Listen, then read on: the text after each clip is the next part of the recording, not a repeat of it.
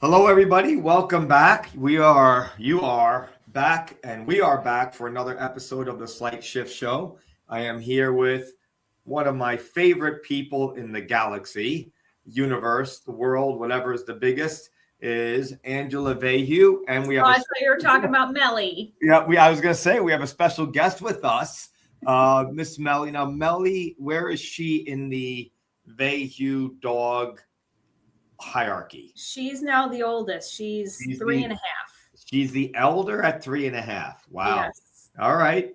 Very good. And it looks like she is extremely content. If you're not watching this, we have Melly, who is completely hugging Angela and in the lap, just in complete bliss. Yeah, she's one of my appendages. Yeah. My wife has two of them. It's Max and Ruby, and they fight for her attention. And sometimes they get like they're like their brother and sister. They get along, but when someone gets in, they try to nudge the other one, and sometimes they'll growl at each other. And then I'm always second best. I'm like second choice. So when then one of them will, they don't get the spot, they'll come over to me for like 2 minutes, and they go back over to her. So and they try again. Then they try again, yes. But anyway, welcome to the Slight Shift Show. This is the podcast where we focus on just real life conversations.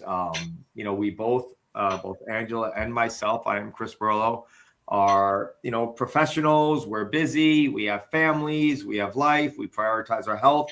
All these things that we juggle, like most of us and most of you do. And we have a lot of experiences that we like to share. And sometimes they're fun. A lot of times we will be laughing at some point in our podcast. But our hope is that you look at things in a certain way that will give you a slight shift to change something, or maybe even it's getting rid of something that will just help you live a better life. So that's the official intro. It's different every time. Totally unscripted. Because we never know what to expect. But anyway, I'm excited for today's episode. We have a little different approach. We're just going to kind of like pound each other with random questions, right? That's all related to the podcast and the content and what kind of shifts and so on. So would you like to go first, or would you like me to go first? Actually, would you like to ask the question first? Or would you like I'll ask the question first. It was your idea. Okay. So. All right. I was worried about that. Okay. We're like soft launching we're just gonna hit record as soon as we get into the studio. It's getting closer, right? This is a soft launch. Yes. So he does not know what I'm gonna ask. Yes. It's not like I'm nervous or anything. Well, so we have these like list of questions Chris sent to me, and he was like, okay, you pick your first question, I'll pick mine. And I was like, oh, got mine right away. And he took all of like 5 minutes to find mine. And he was like, should I be nervous that you found yours so quickly? Yes, I have to say. All right, but I'm ready. Okay. Whatever comes my way, I can do it. Okay. Taekwondo master, I can do it. Oh man, there's so many good ones. Oh. I almost changed, but I'm gonna keep. If your life had a headline right now, what would it say? I saw that question and I started laughing. I am at the edge of my seat. The first thing that comes to mind, I'm crying. Oh my God. The first thing that comes to mind is caution, beware. That's the first thing that came to mind. Never be angry. No, Never be angry. Caution, beware, because I don't know what half the time I know what I'm doing. And I know what I want. I have no clue how I'm going to get there. And I would say, or train wreck is coming. You got to embrace the journey. That's right. Well, I will say I am the most unorganized, organized person ever. That's what I have come to realize. But if I was, okay, so all serious, headline, if there was a headline, At the first, when I saw that one, the first thing I thought of was caution beware. Yeah, there you go. That's it. That's it. Yep. Caution No beware. changing Because you don't know what to expect next.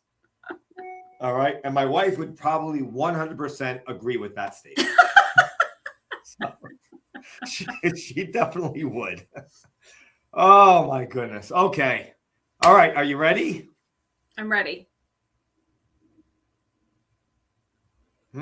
You were supposed to have this picked out already. I did, but then I'm like you. I was about to change it. Oh. I have two. All right. What's something? Well, there's going to be time for more. All right. This is okay. This is a question. What is a guilty pleasure that you don't feel guilty about anymore? That maybe you felt guilty in the past, but now you don't. Oh boy.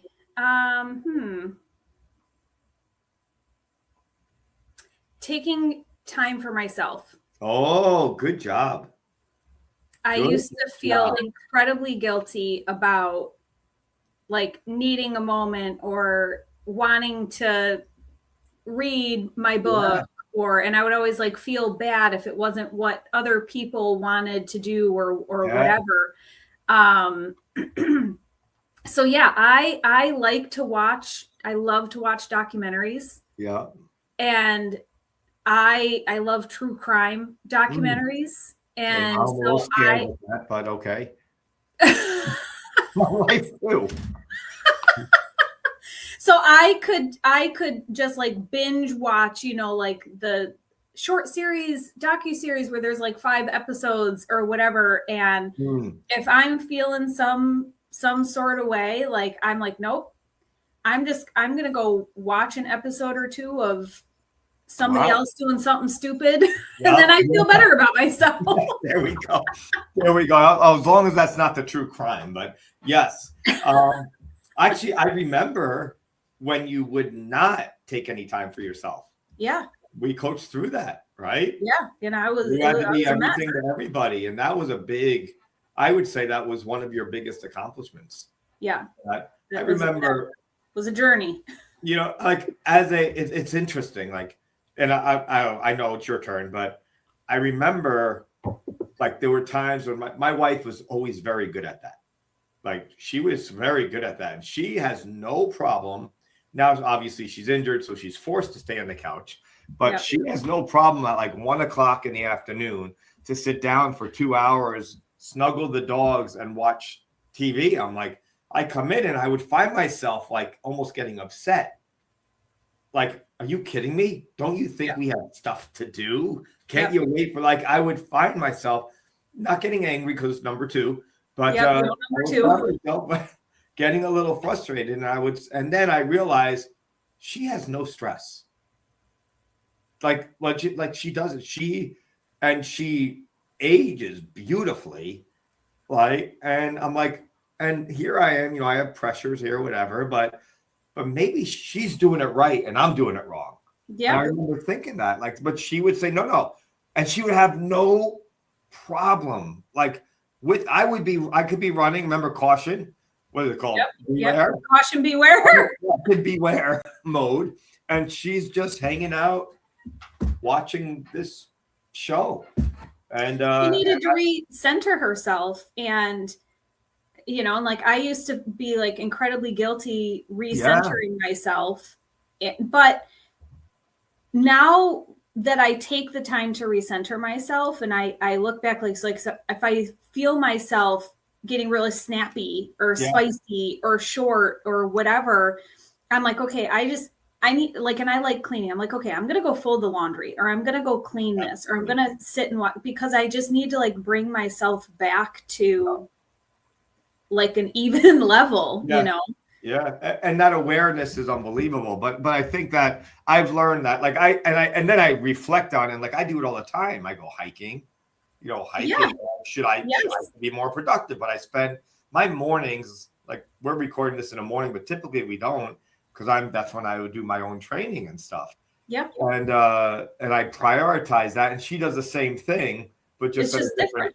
It's very different. So I think recognizing that, you know, like the way that Matt centers himself is different than the way that I center myself, but being able to recognize that within the other person to then give them the space, even though like you'd be like, that's what you want to do. Okay. You know? Yes. Yeah. And respect it Yeah. Well, that is definitely growth, and that's a shift. That's for sure. All right. Yeah. So that was a really good one. A good answer. Oh, yeah. Okay. All right. So it's ready. Oh, great. All right. I'm nervous. Okay. When was a time you thought you were right, but you were completely wrong? 90% of the time. It's like, my whole life. No. I mean, that's just. We need Kathy on here to answer that one. Yeah. Yes. Number eight. I am always admitting that I use I'm sorry a lot. When is a time when I thought I was right and I was completely wrong? Oh, I know it happens to me all the time where I'm like, no, it's blue. And then I'm like, psych, just kidding. You were right. It's pink. Yeah, I'm trying to think. There was a specific time where I was so confidently wrong. But I cannot recall. When was there a time I was wrong? I mean, it's like it could go like big things. So like obviously you've made like big mistakes, and yeah, I make a lot of big mistakes. You know, they have this thing. They say, you know, they have a guy has a nice car, right? And you know, I like cars, right? And he has a nice car, and then the guy says, "Wow, you must be rich," and he goes, "No, I'm not rich. I just make a lot of stupid mistakes." Right? So that's kind of like me with that, but where was I right when I was wrong?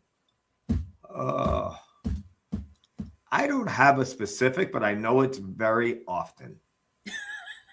I think the key with that one is a lot of time, and this is something that like we work on with our daughter. She'll be like, she is so confident that a sign says blah, blah, blah. And so both Matt and I are like, oh, really? Yeah. Really? I love that. It does? Okay. And so when we talk about like, you know, not that you like gonna bet, like, but how confident are you? You know, and if you're wrong, you know, and so, and then showing her the sign and then teaching her the confidence to be like, oh, never mind, you were right. And then laugh about it, you know? Yeah. So I think that that's a kind of more of a learned skill. I don't think it's instinctual to be able to admit when we're wrong. And yeah, you know, I don't put a lot of energy to when I am wrong, maybe because it happens so often, but I really don't. I'm like, well, all right, that didn't work. I'm going to go this way. Oh, okay. Hiking all the time. I get lost, right? No, we're going this way. No, we're going this way. I know where I am. Oh, no, that definitely wasn't the way. Note to self, do not hike with Chris. My friend got me it was like a ski sign, and it was like you know, the mountain snow I like to go to. He goes, Chris's way, because you never know where he's going. That was the name of the trail sign. But I think, I you know, I just don't put a lot of energy because mistakes are part of learning and growing. Yeah. And if you beat yourself up all the time, self-forgiveness is one of the biggest pieces of Hillel Shin. I told you, every day I clean my leaves and it's like, oh, fresh start. So that, I guess that's good because then you're not carrying the mistakes into tomorrow, but maybe admittance of making the mistakes, I should try to do better. That's what my wife says. I'd say, I'm sorry, you know, whatever. And she goes, well, since you do it, then maybe you should change the behavior or something like that. But I said, I'm work in progress. All right, it's my turn now. Yep. I am going to do it differently. I'm going to just scroll up and down with the questions, and wherever it stops, that's the one I'm asking. Oh, okay. Because I don't know what one to ask. Now we're getting real fun. Yeah. All right. What's something most people chase that you actually think is a trap? Oh, I was almost gonna ask you that one. I'm so happy you did it. Okay, so I think that people chase the idea of when blah, blah, blah, then I will blah, blah, blah. Yeah. And then never arrives the way that we think that it will, you know? Yeah. And so like we find ourselves saying like, oh, well, this year we had like this big project and, you know, we spent money on this, but next year, then we can redirect it, blah, blah, blah. Well, guess what? Next year comes and then there's some other thing that happens that you're, you know, and so having this like, how do I want to say it? Almost like a finish line of, okay, then I'll take that next step. Like, I don't think you're setting yourself up for the best level of success with that. I think they need to go side by side and in tandem with each other.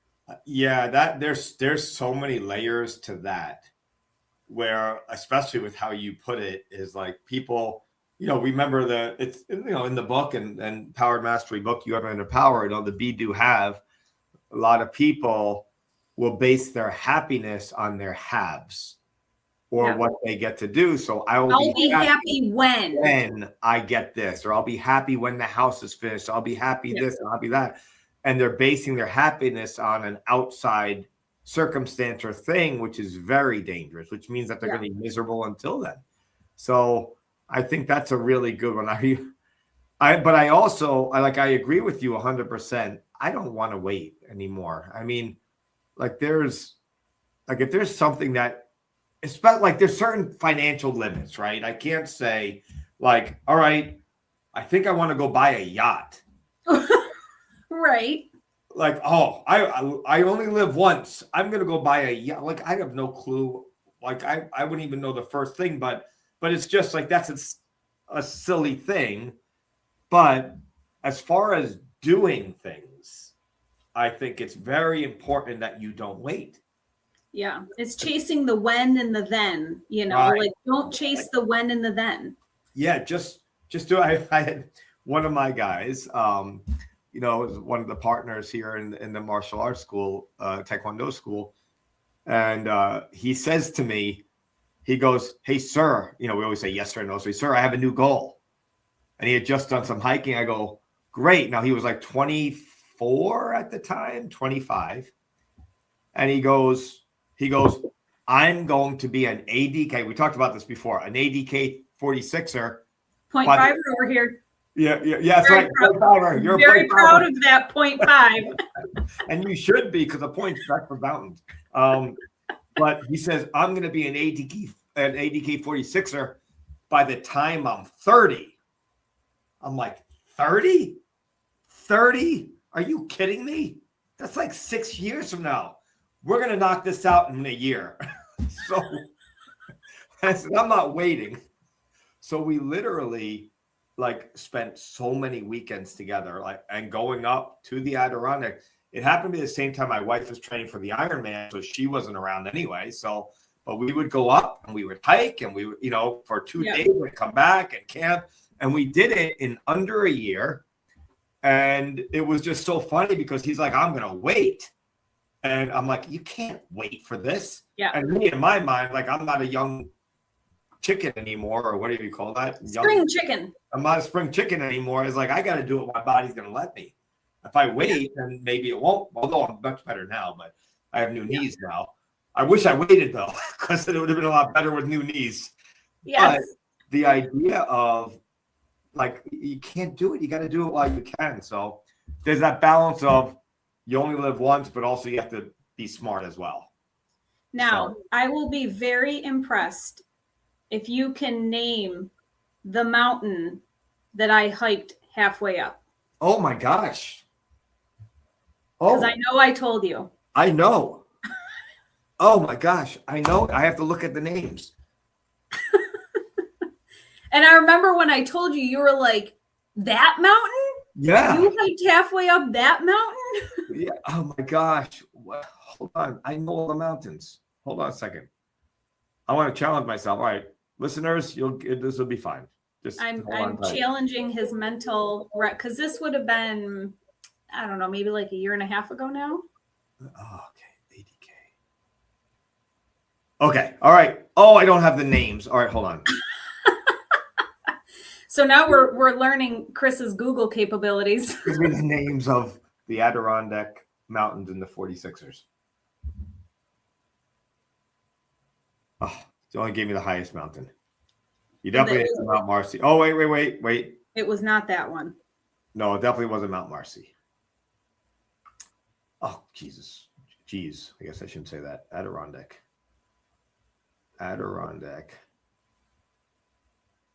High peaks. High peaks. Okay. All right. All right. Here we go. Mr. 46er. I know. I should get it revoked. You have to do it again. Oh. All right. Hold on. Let me see. Cascade. Yep. Not bad, right? Well, I mean, you needed to look at the list, but yes, still impressed. I got it right away. You did. Okay. Cascade. Yeah. I was like, oh gosh, thank God it starts with a C and not like a Y. Yeah. Yeah. I literally saw. I went down the list. It's all right there. Yeah. All yeah. right. Your turn for the question. All right. Here we go. All right. I'll take your same method and I'll scroll and stop. Right. Oh wait, I went too far. The question's ended. Okay. I'm warmed up. I'm ready. Okay. How do you stay grounded when life hits hard? That's an easy one.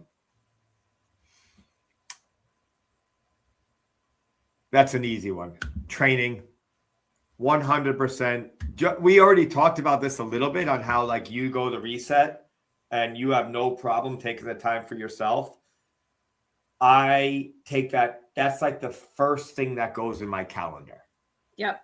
Is the training. And that allows me to be grounded preemptively as I go through the day, which allows me to handle whatever challenges and obstacles happen. So now when you say training, can you give our listeners, because training could mean a lot of different things to a lot of different people. That's a great question. Yes. Okay. That's actually a wonderful question. Training is when I'm working on myself. Okay. So like there's something that saying that you and I believe everybody should like follow or uphold to is ABT. Always be training. Training our body, training our mind, training our spirit. So, for example, if somebody says something to you and makes you upset, like that could potentially make you upset, and you don't get upset, that's training. If somebody cuts you off and you don't react with a wrong finger waving, that's training.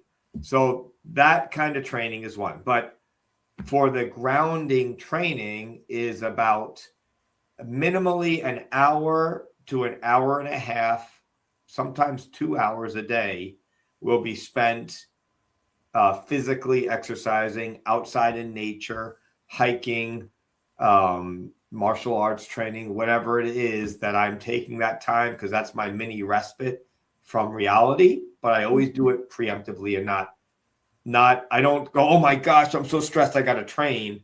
Yeah. I'm like, I train so this way I won't get stressed. Right. So that, and then what else is training? Like meditation is, I consider that to be training. Training your mindset. Like we can train our, physical muscle, but your mind is a muscle too. Yes. Positive reading. I read, this is a guilty pleasure one. I think that's a question too. I spend every morning, no matter what weather, I'm in the hot tub for about a half hour. Because I do physical training, my body hurts sometimes. Yep. But literally, I go in there, I do one of two things. Read, 90% of the time is read, except for Tuesday mornings, I write. Okay. I write my article on Tuesday in the hot tub, right? Otherwise, it's reading. And that I also consider as training. So that's part of the preemptive recovery training. So that is definitely how I stay grounded. Okay. I love it. Yeah, but help it. Yeah. Yep. I just wanted you to clear, because a lot of people, they'll hear training and they're like, oh gosh, he's in the gym for 2 hours working on this machine. And it's so much more and so much bigger than that. And so I think it's a really cool perspective for people to a nice shift. Yeah. That's a shift of what training can really mean for them to be able to integrate that into their own world. Yeah. That's a huge shift. Like everything's training. Somebody like that is being patient is training. And sometimes that's the hardest training. Yes. So, yes. All right. Oh, it's my turn now, right? All yes. Right. Oh boy. I think we have time for one more each. Okay.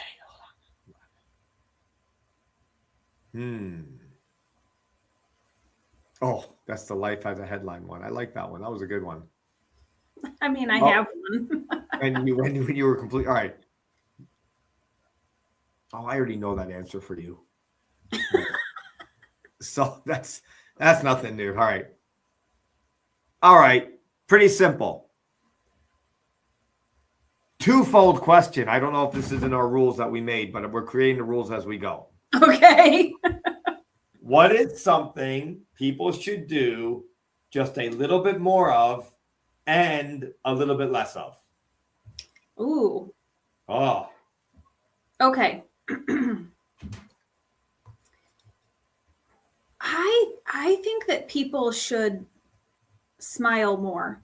Like I walk my daughter to and from school, and it's kind of shocking the amount of people that like don't look up and just smile. So then I think I'm like, gosh, is it me? Is it something that I did? And meanwhile, they're maybe on the other side thinking, oh, well, she's not friendly or whatever. And so I really make a point to just smile and say hello. And, like I wish everyone would just do that more.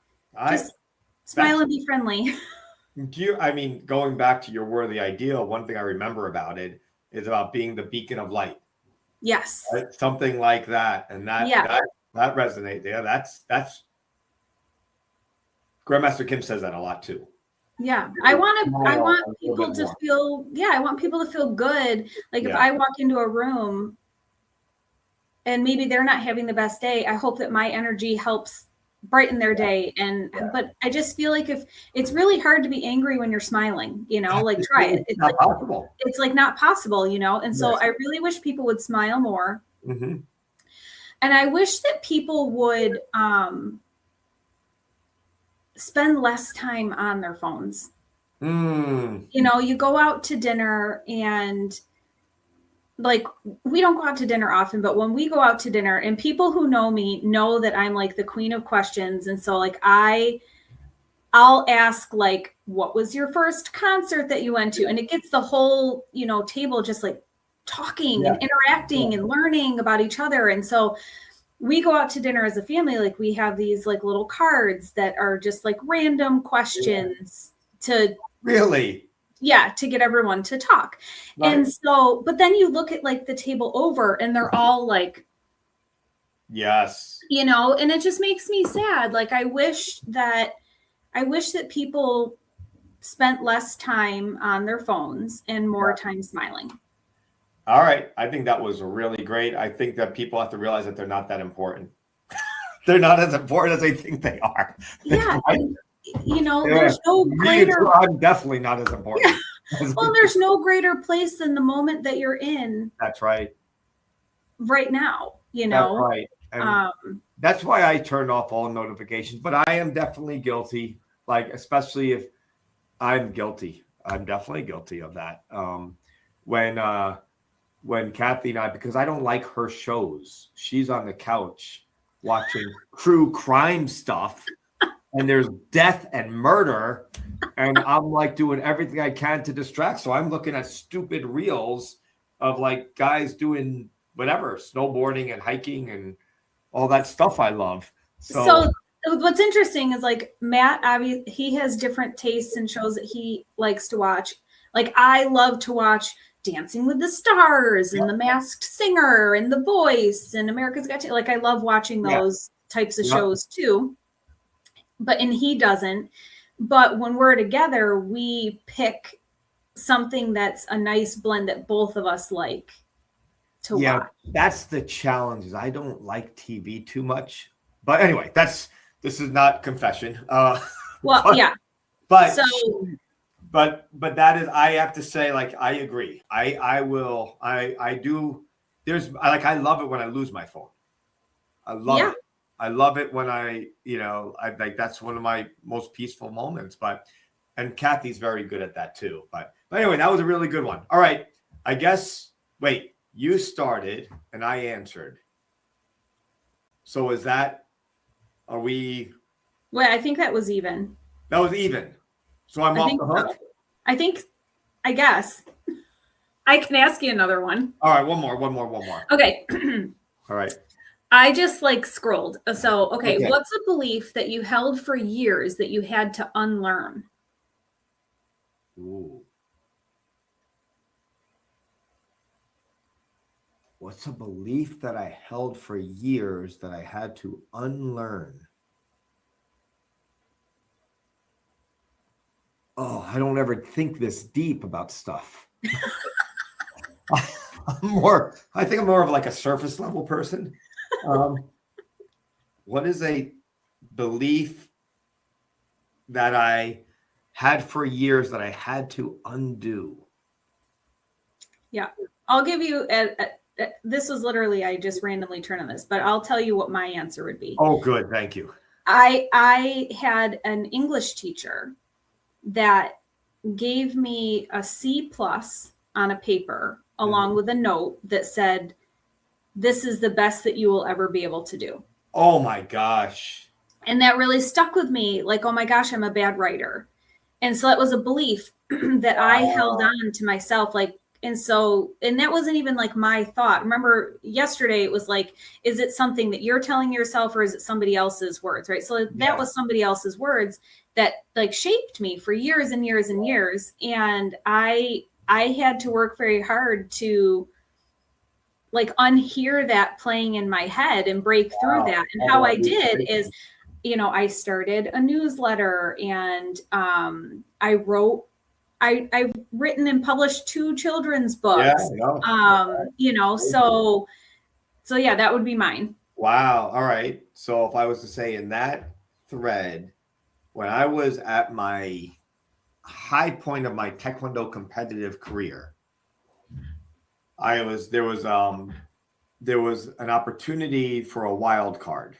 And what that means is you win in the national championships, but let's say you're one of the elite competitors, and then they pick the 4 people who won the nationals and 2 wild cards. Okay. So you have to apply for it. Okay. And your coach or master or instructor has to apply for you. But it was me and another guy, and he said to me, "This is not your time. This is his time." So we got him in for the wild card. And that's when I retired. So then I stopped competitive Taekwondo and I went to teaching, which I'm very grateful because I love to teach and educate. And that's what I think I was more naturally born to do. But if that belief shifted, like that single act shifted, I think changed the trajectory of my future. Yeah. Because I still had so much, like if there was a regret, it is a little bit of regret because I still had more to do. Mm-hmm. Like I wasn't done and I would have went further. I was like, if this is the top, I was here. Mm-hmm. And I didn't get to there. Yeah. So that was, I guess that's not answering the question, but similar to you, that was like, well, I guess I'm not going to be number one. That was the belief that you had, and you had to, what you did is you shifted what number one meant. That's right. I shifted, I went to teaching, and then I put all my energy. In fact, I stopped competing. Because I was in college at the same time. I continued with college, but then I put the energy I was putting to my training, competitive training, I shifted to that. And then I got straight A's. So I just put my energy to something, but it wasn't like I would have loved. Like, again, there's like I didn't go as far as I could have gone. Yeah. So that was a difficult one. But, yeah. But all right, this was awesome. This Super was so fun. much fun today. Oh, this is great. Melly loved it. She slept the whole time. Slept the whole time. I'm sure we got her so excited and interested. But I want to thank everybody. We want to thank everybody for joining us today. And hopefully, yes. I think there was a lot of nuggets and shifts here today. And I have my final shift. What's the biggest one? Yeah, because this was big. Okay. So my final shift, and this is something that I actually tell myself often, is like if I find myself in a moment where I'm like losing my patience or I'm getting frustrated or whatever, is I will tell myself, ooh, I'm just training extra hard. Well, that's it. Training extra hard today, or I'm training extra hard in this moment. I'm training extra hard on my patience or training extra hard on my grace or my forgiveness or whatever it is. And so my final shift is when you find yourself in that moment, you have the but also just remind yourself that you're training extra hard. ABT. And so it's kind of amazing when you say that to yourself, you're like, I'm training extra hard today. Like you kind of can't help but laugh. This is a good training day because people push themselves in the gym to lift more. You push to climb a higher mountain. You push this, you push that, but it's all physical. Yeah. But so I look at those challenges. That's right. ABT. Always be training physically, mentally, spiritually. I think that is an incredible shift. So, and Melly, it was wonderful to have you as a guest today. Oh, she looked up at you. You contributed so much. So much. But, and as always, Andrew, thank you for, spending the time. I know we are both busy, but we prioritize this and it's just great and awesome. So, what we would ask for those who are listening or watching is to please share this. I think especially this episode, there's a lot of value, as Dave Greenwood would say, our podcast mentor, a lot of value bombs here. And there was a lot that people could take away. So please share it. If you need somebody, if you know of somebody that needs more training in their life, then please pass this on to them. You will be happy they did. They will be happy and the world will be happier. So thank you. If you have any questions, burning desire, comment them. And maybe we'll answer them in the next podcast. Wow, that would be awesome, right? Then they can come up with the questions for us. Yes. Great. All right. Thank you for joining us today. We'll see you on the next episode. Bye-bye. Bye.